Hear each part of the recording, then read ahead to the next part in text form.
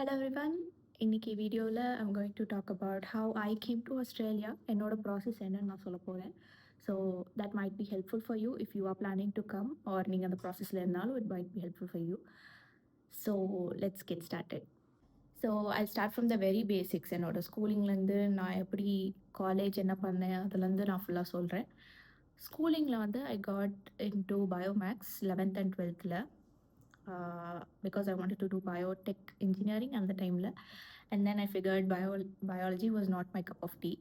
And then I went into computer science. I got interested in computer science. And then TNA counseling computer science related courses na apply பண்ணேன். I applied for SSN, Anna University, CIT, இதெல்லாமே apply பண்ணேன். These were my top priorities. அது மட்டும் தான் நான் போட்டேன் actually. And I got into CSPS in CIT. I did get into NITs and triple ITs, but அதில் எனக்கு கம்ப்யூட்டர் சயின்ஸ் கிடைக்கல. So that's why I came to CIT. அங்கே வந்து எனக்கு சிஎஸ்பிஎஸ்ன்ற கோர்ஸ் கிடச்சிது. It is call computer science and business system.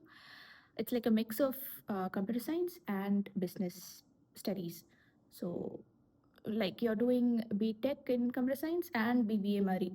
It's that course. So I just went into that, and then I got into college. Collegeல வந்து I started focusing on placement side because higher studiesக்கு I wanted to go for USல வந்து MBA பண்ணலான்னு ஒரு plan வச்சுருந்தேன். But they need work experience and age criteria இருக்குது கொஞ்சம். So I didn't know age criteria existed at that time. I thought only work experience mattered. So I was aiming for going to the US, and I started working on my placements. Work experience ஒரு 2 years கிடச்சிட்டு அதுக்கப்புறம் நம்ம US போகலாம் அப்படின்ற பிளானில் இருந்தேன். But I actually worked towards placements, and I got placed into DTCC. It is a US-based company, in case you don't know. The full form of DTCC is the Depository Trust and Clearing Corporation.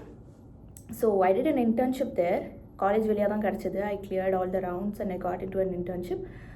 Internship முடிஞ்சிட்டு I got a full offer as well. So after DTCC இன்டர்ன்ஷிப்க்கு அப்புறம் ஒரு 2 months ஃப்ரீயாக இருந்தேன் அந்த டைமில். Full offer wait பண்ணிகிட்டு இருந்த டைமில். So I just wanted to explore என்ன மாதிரி ஆப்பர்ச்சுனிட்டிஸ் யூஎஸில் இருக்குது. Or I was also planning for Singapore and Canada. சும்மா ஒரு 2-3 கன்சல்டேஷன்ஸ் போயிருந்தேன். அவங்களோட எஜுகேஷன் ஃபேர் போய் பார்க்கும்போது அவங்க சொன்னாங்க லைக் எம்பிஏக்கு உங்களுக்கு ஏஜ் க்ரைட்டீரியாலாம் இருக்குது. It's not easy to get an MBA. Get into an MBA in the US. They check your age criteria, and the average age that they take in is like above 26. 30க்குள்ளே இருக்கிறவங்கள தான் அவங்க எடுத்துப்பாங்க. So இப்போ எனக்கு வந்து 21 தான் ஆகுது. So it will take a lot of time for me to get into an MBA course. So அப்போ தான் நான் டிசைட் பண்ணேன், why not go for the masters right now. அதுவும் Australia and a lot of countries, I mean Ireland, Germany நிறைய prefer பண்ணுறாங்க.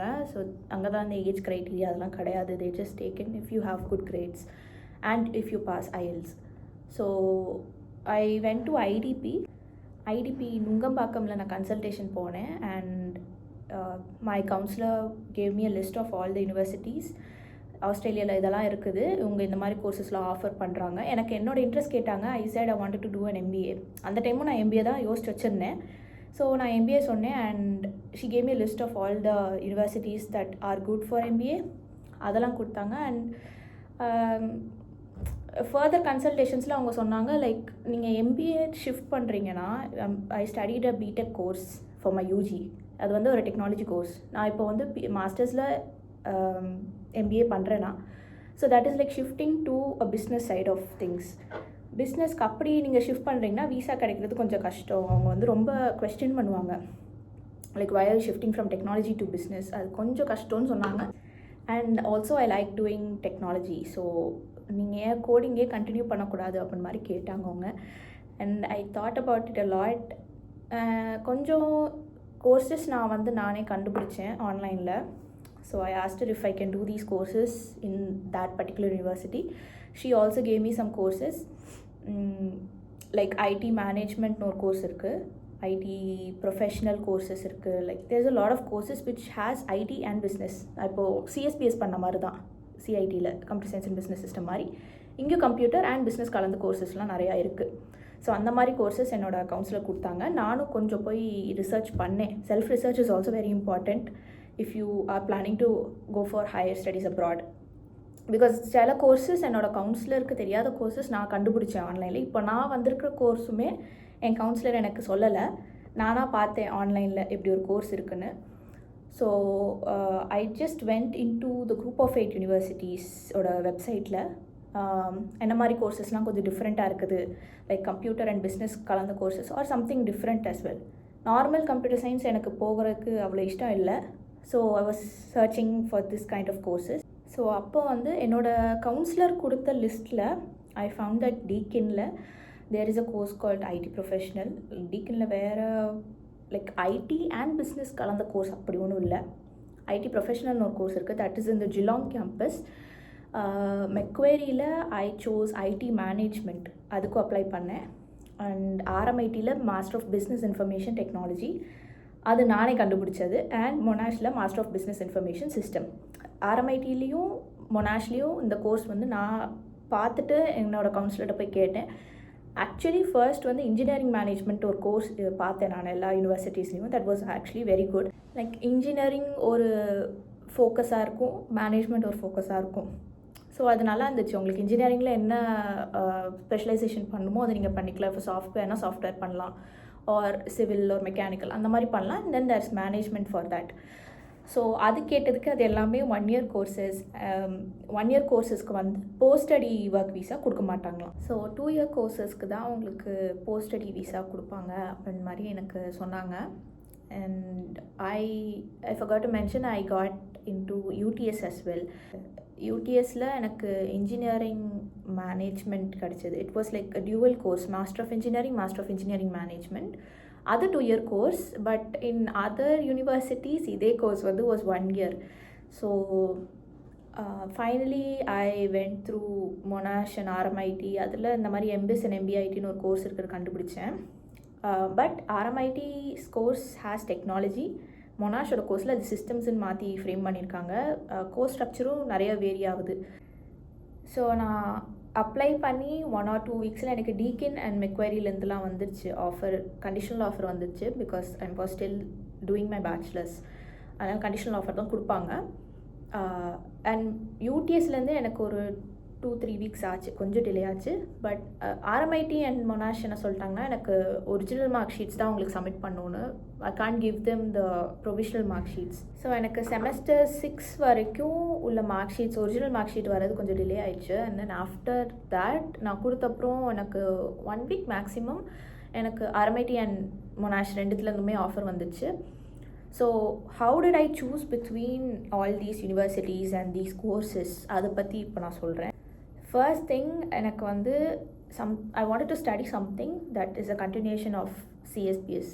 நான் பேச்சுலர்ஸில் பண்ண மாதிரி எனக்கு மாஸ்டர்ஸில் பண்ணணுன்னு தோணுச்சு.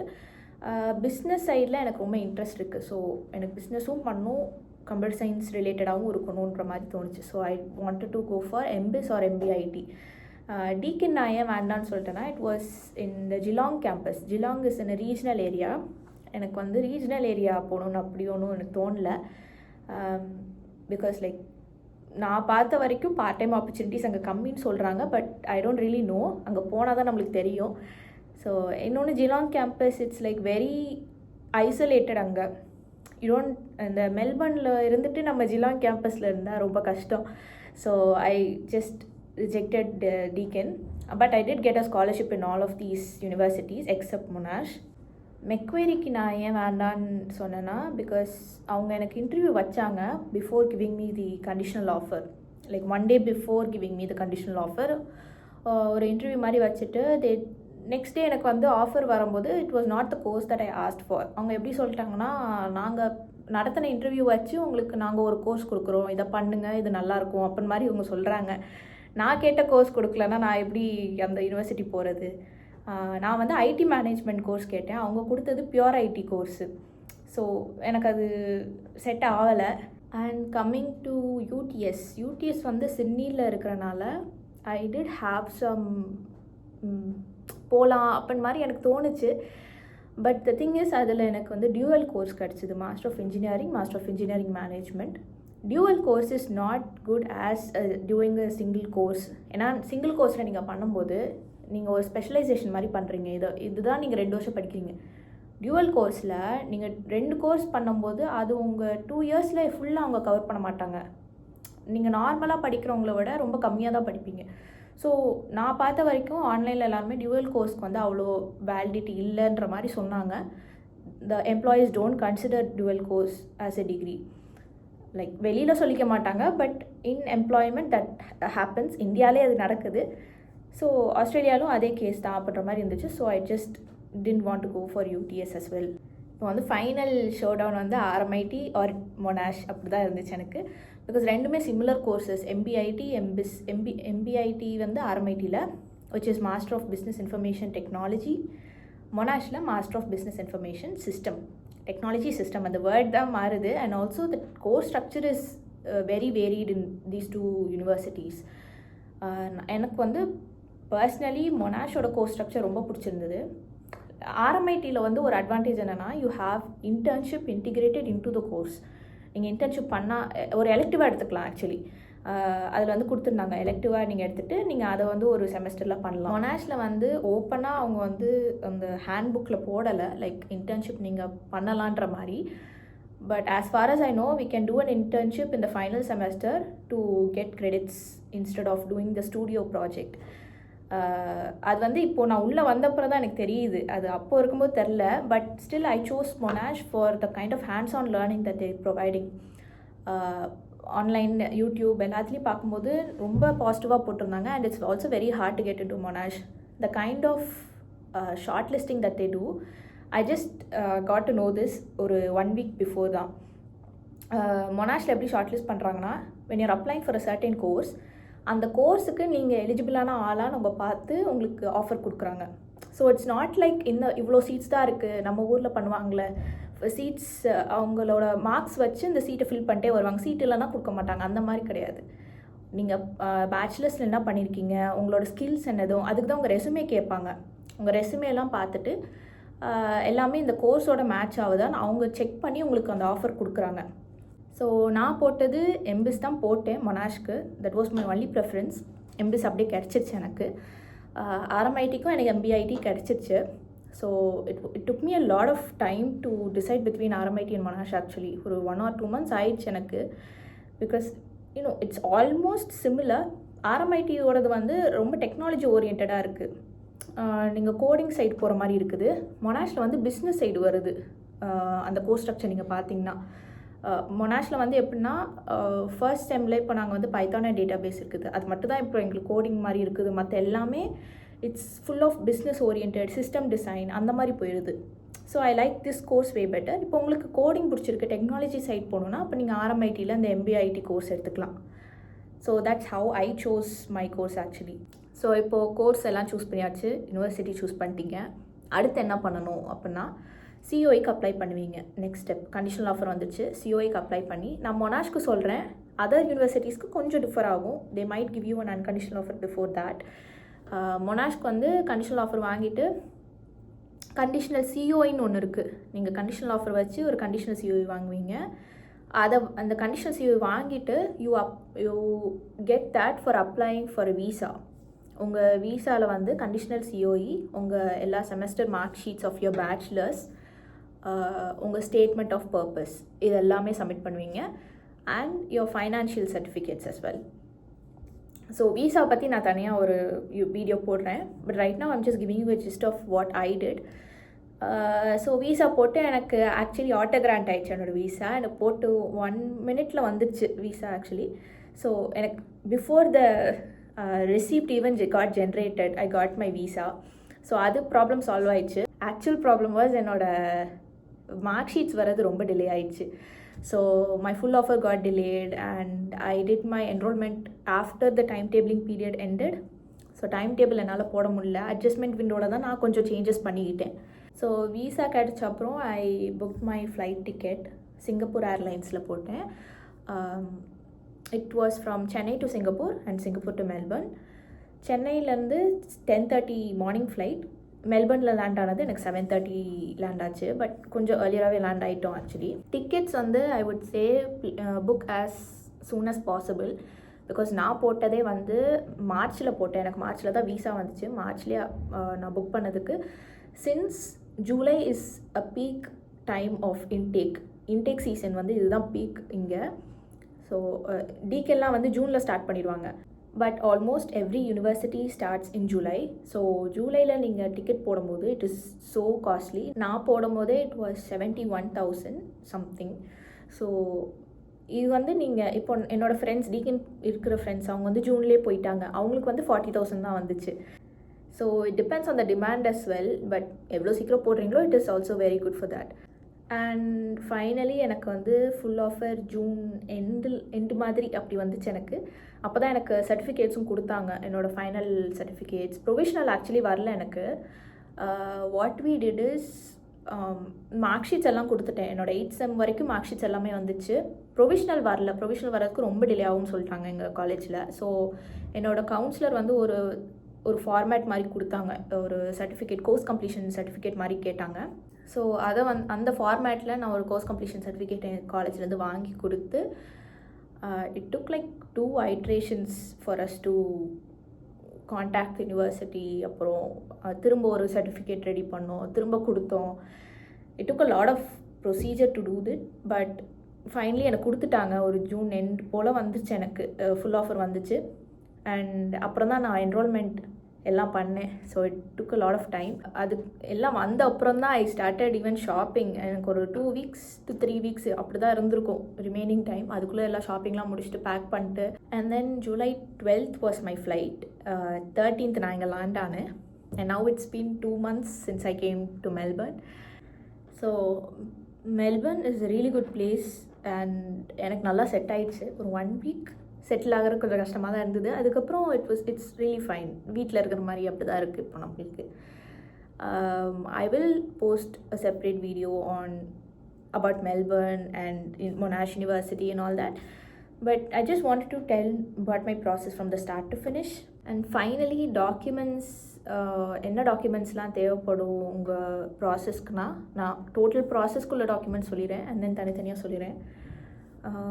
நீங்கள் யூனிவர்சிட்டிக்கு சப்மிட் பண்ணுற டாக்குமெண்ட்ஸ் எல்லாமே உங்களோட எல்லா செமஸ்டரோட individual mark sheets, your consolidated mark sheet, course completion certificate, provisional certificate, your resume, IELTS score and விசாக்கு நீங்கள் சப்மிட் பண்ணுறது இது எல்லாமே சப்மிட் பண்ணுவீங்க. ப்ளஸ் உங்கள் ஃபைனான்ஷியல் ஸ்டேட்மெண்ட் ஆஃப் பர்பஸ்னு ஒன்று சப்மிட் பண்ணுவீங்க.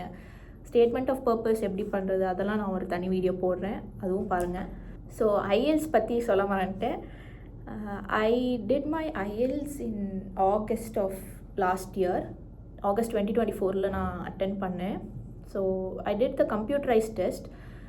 1 month தான் ப்ரிப்பேர் பண்ணேன். But I didn't go for any coaching classes or anything. நான் சும்மா நானே யூடியூப்பில் பார்த்து அவங்களும் ஒரு புக் கொடுத்தாங்க ப்ரிப்பேர் பண்ணுறதுக்கு. It was okay.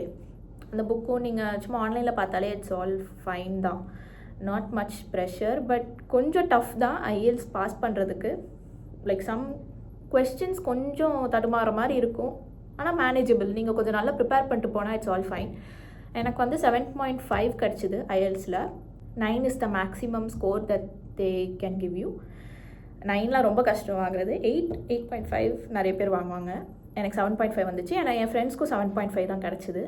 அண்ட் அது வச்சு தான் நான் அப்ளை பண்ணது எல்லாமே. So that's fine. 7.5 is a good thing. And minimum score for IELTS is 6. இண்டிவிஜுவலாக 6 எடுக்கணும், டோட்டலாகவும் நீங்கள் 6 எடுக்கணும். இண்டிவிஜுவலான ரீடிங், ஸ்பீக்கிங், ரைட்டிங், லிசனிங் எல்லாத்துலேயும் 6 எடுத்துகிட்டு டோட்டலாக உங்கள் ஸ்கோருமே 6 வரணும். அண்ட் ஒன் லாஸ்ட் திங், முடிஞ்ச வரைக்கும் நீங்கள் கொஞ்சம் சீக்கிரமாகவே அப்ளை பண்ணுங்கள். Because the process is too long. நான் August first week probably August ஃபர்ஸ்ட்டில் ஸ்டார்ட் பண்ணி எனக்கு ஜூன் எண்டில் தான் முடிஞ்சிருக்கு. August 1st of 2024 to June 2025. Almost like a year எனக்கு எடுத்திருக்கு இந்த ப்ராசஸ் எல்லாம் முடிக்கிறதுக்கு. பிகாஸ் உங்கள் சர்டிஃபிகேட்ஸ் வரணும். If you R a graduate student, I mean if you completed your bachelors, நீங்கள் இப்போ ஒர்க் பண்ணிருக்கீங்க அப்படின்னா it's not an issue. You have all your certificates. அப்படின்னாலுமே உங்களுக்கு ஒரு மினிமம் 6 months எடுத்துரும். உங்கள் வீசா வந்து எனக்கு வீசா ஆட்டோ கிராண்ட் ஆயிடுச்சு. So no problem. எனக்கு தெரிஞ்ச நிறைய பேருக்கு வீசா வரதுக்கு 3-4 months ஆயிருக்கு, அவங்க அந்த லாஸ்ட் எண்டில் போட்டவங்களுக்குலாம். ஸோ அந்த மாதிரி இஷ்யூஸ்லாம் இருக்குது. நீங்கள் லாஸ்ட் மினிட்ல போடும்போது வீசாலாம் நீங்கள் முன்னாடியே போட்டுடணும். ஒரு அட்லீஸ்ட் ஒரு 4 months before your course starts அப்போ போட்டால் தான் உங்களுக்கு லைக் கன்ஃபார்மாக வந்துரும்னு உங்களுக்கு தெரிஞ்சு நீங்கள் இருக்க முடியும். ஒரு வேளை வரலனாலும் நீங்கள் அடுத்த ப்ராசஸ் பார்க்கலாம். So that's it. கொஞ்சம் சீக்கிரமாக போடுங்க. உங்கள் ப்ராசஸ் கொஞ்சம் சீக்கிரமாக ஸ்டார்ட் பண்ணுங்கள். If you are going for the next intake, அந்த இன்டேக்லேருந்து ஒரு 8 to 10 monthsக்கு முன்னாடி உங்கள் ப்ராசஸை ஸ்டார்ட் பண்ணால் தான் நீங்கள் கொஞ்சம் ஃப்ரீயாக போக முடியும். இல்லைனா நான் சீக்கிரமாக ஸ்டார்ட் பண்ண எனக்கு கொஞ்சம் ரொம்ப ஒரு மாதிரி ஸ்ட்ரகிள் ஆயிடுச்சு லாஸ்ட் மினிட்ல. But it all worked out in the end. So do start your process a bit earlier. So that's it for this video. உங்களுக்கு நல்லா இன்ஃபர்மேட்டிவாக இருந்திருக்குன்னு நினைக்கிறேன் என்னோடய ப்ராசஸ் பற்றி சொன்னதில். உங்களுக்கு எதாவது டவுட்ஸ் இருந்துச்சு அப்படின்னா you can contact me on Instagram or இல்லைனா நீங்கள் கமெண்ட்ஸில் கூட போடுங்க. I will clarify your doubts. And அடுத்த வீடியோவில் என்ன மாதிரி போடலாம், என்ன மாதிரி உங்களுக்கு வேணுன்றதை நீங்கள் கமெண்ட்ஸில் போடுங்க. And my next video will be about all the universities of Australia, group of 8 பற்றி சொல்கிறேன். Other universities, level 2, level 3 universities எல்லாத்து பற்றியும் நான் பேசுகிறேன். That will be my next video, so stay tuned. And thank you so much for watching. இந்த video பிடிச்சிருந்துன்னா like போடுங்க, subscribe பண்ணுங்கள், and I will see you in the next one. Tata!